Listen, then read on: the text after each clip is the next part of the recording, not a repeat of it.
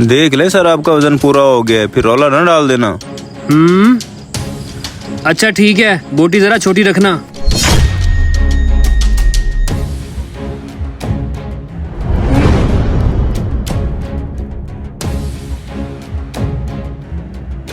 ये लें सर आपका 1 किलो गोश्त, 500 रुपया हो गया आपका। ये लें। शुक्रिया साहब जी।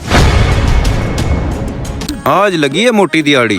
इसी तरह मेरा काम चलता रहा तो एक दिन मैं दिनों में अमीर हो जाऊंगा धार लगा के, और शहर में बहुत बड़ी दुकान बनाऊंगा। इतनी बड़ी नहीं, इतनी बड़ी। गोश्त का वजन मुझे कम लग रहा है, कुछ तो गड़बड़ है। दुकान से वजन करवा लेता हूँ, अभी दूध का दूध और पानी का पानी हो जाएगा।